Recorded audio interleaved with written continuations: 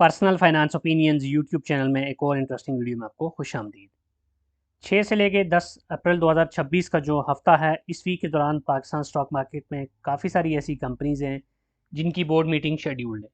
इनमें से कुछ कंपनीज़ तो ऐसी हैं जिनके क्वार्टरली रिजल्ट्स के हवाले से मीटिंग्स हैं, जबकि कुछ ऐसी कंपनीज़ भी हैं जिनके जो दिसंबर में ईयर एंड था, उस हवाले से बोर्ड मीटिंग्स प्लान्ड है।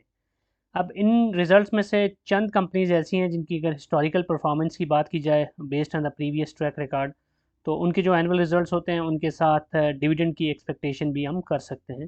तो इस वीडियो में उन कंपनीज़ के हवाले से बात की जाएगी कि हिस्टोरिकल परफॉर्मेंस की बेसिस पे कौन सी ऐसी कंपनीज़ हैं जिनकी जो बोर्ड मीटिंग इस हफ्ते में है उसमें आप एज अ डिविडेंड इन्वेस्टर आप कुछ एक्सपेक्टेशंस उनसे लगा सकते हैं। याद रहे कि जो भी डिविडेंड के हवाले से या बाकी जो इन्फॉर्मेशन इस चैनल पे आपके साथ शेयर की जाती है, ये सिर्फ इन्फॉर्मेशनल और एजुकेशनल पर्पज़ के लिए होती है। इसमें कोई फाइनेंशियल एडवाइस या बाय और सेल कॉल नहीं होती। दूसरी इंपॉर्टेंट बात यह है कि किसी भी कंपनी ने अगर माजी में किसी खास स्पेसिफिक पीरियड में डिविडेंड अनाउंसमेंट की है, तो इट डजंट मीन कि नेसेसरीली हर दफ़ा वो सिमिलर ट्रेंड को ही फॉलो करेगी। बहुत सारी companies based on the situations और based on the strategies and the plans, वो बाज़ अपनी स्ट्रेटजी को रिवाइज करती रहती हैं। और कभी कभी ऐसे भी होता है कि कुछ कंपनीज अपने डिविडेंड को री इन्वेस्ट कर देती हैं। उनकी जो कैपिटल रिक्वायरमेंट होती हैं उसके हवाले से, जो ऑपरेशनल रिक्वायरमेंट्स होती हैं उनको फुलफ़िल करने के लिए, या फिर ग्रोथ के हवाले से अगर उनको लगता है कि वो पैसा बजाय डिविडेंड पे आउट की बजाय अगर वो वापस री इन्वेस्ट करते हैं तो उससे ज़्यादा फ़ायदा हो सकता है। तो इस तरह की सिचुएशन भी डेवलप होती रहती हैं। दूसरा भी जो इंटरनेशनल मार्केट में जो सिचुएशन है, जो वॉर की सिचुएशन है और जो इस वक्त जियो पॉलिटिकल टेंशन है और जो एस्केलेशन है, तो इसको भी ज़रूर जहन में रखिएगा, क्योंकि कंपनीज, बहुत सारी कंपनीज के बिजनेसेस जो हैं उस पर नेगेटिव इम्पैक्ट इसका आ रहा है, और आने वाले हफ्तों में या आने वाले महीनों में और आने वाले क्वार्टर्स के जो रिजल्ट्स होंगे उस पर भी उसका इम्पैक्ट आपको नज़र आएगा। तो ये चीज़ भी आप जहन में रखिएगा एंड अकॉर्डिंगली अपने डिसीजंस लीजिएगा। अब जो पहली कंपनी है जिसके आने वाले हफ्ते में यानी 6 अप्रैल को बोर्ड मीटिंग है एनुअल रिजल्ट्स की, वो है फार्मा सेक्टर की एक जानी पहचानी कंपनी हाईनून।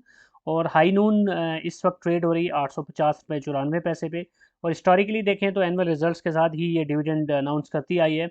और इस दफ़ा अगर हम देखें तो अब तक के 3 क्वार्टर्स में ये 49 रुपये 61 पैसे की अर्निंग कर चुकी है, जबकि लास्ट जो इसका एनुअल ईपीएस थी वो थी 61 रुपये 41 पैसे।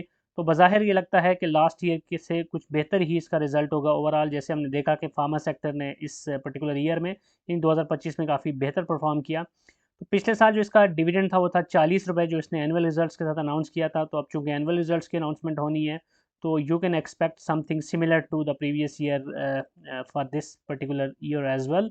ऑब्वियसली जो चौथे क्वार्टर का रिजल्ट है उसके ऊपर भी डिपेंडेंसी होगी कि जो ईपीएस है वो क्या पिछले साल से भी तजावुज़ करती है, उससे भी आगे जाती है या उसके आसपास ही रहती है।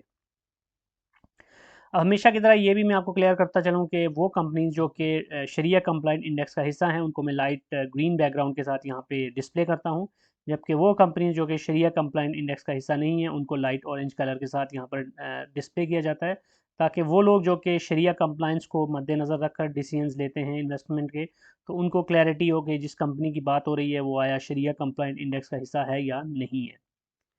अब जो दूसरी कंपनी है वो भी शरिया कंप्लाइंट इंडेक्स का हिस्सा है और टेक्नोलॉजी सेक्टर की ये कंपनी है सिस्टम्स लिमिटेड, और इसके एनुअल रिजल्ट्स के हवाले से बोर्ड मीटिंग 6 अप्रैल को होने जा रही है।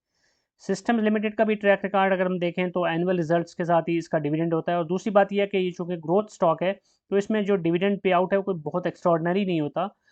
इस दफ़ा भी आप कोई बहुत एक्स्ट्रॉर्डनरी डिविडेंड एक्सपेक्ट नहीं कर सकते। और अर्निंग्स की बात की जाए तो 4 रुपये 9 पैसे इसकी अनकॉन्सोलिडेटेड ईपीएस है अब तक की, जबकि पिछले साल की जो इसकी एनुअल ईपीएस थी वो थी 20 रुपये 94 पैसे। लास्ट ईयर इसने जो डिविडेंड दिया था वो 6 रुपये का था, और इस वक्त शेयर की जो ट्रेडिंग प्राइस है वो है 135 रुपये 99 पैसे। तो पिछले साल के मुकाबले में इस साल इसकी परफॉर्मेंस डिग्रेडेड लग रही है, कम लग रही है। ऑब्वियसली जो एक्सपोर्ट ओरिएंटेड बिजनेस की हामिल कंपनीज़ हैं, तो डॉलर की जो प्राइस है वो भी इस दफ़ा कोई बहुत ज़्यादा ऊपर नहीं गई। तो जो रेमिटेंसेस की यानी एक्सपोर्ट के जो पैसे होते हैं जो बाहर से इनकी इनकम होती है, उसकी मद में जो एक बेनिफिट मिलता था एक्सपोर्ट ओरिएंटेड बिजनेसेस को, वो इस 2025 में नहीं मिला। तो वो भी एक फैक्टर है जिसको आपने जहन में रखना है। अब जो तीसरी और चौथी कंपनी इस लिस्ट में है वो इंश्योरेंस सेक्टर में से हैं। रीसेंट पास्ट में कुछ आईपीओज हुए हैं, उसमें एक कंपनी है पाक कतर, जो कि पाक कतर फैमिली तकाफुल कंपनी है, इंश्योरेंस सेक्टर की शरिया कंप्लाइंट इंडेक्स का हिस्सा है।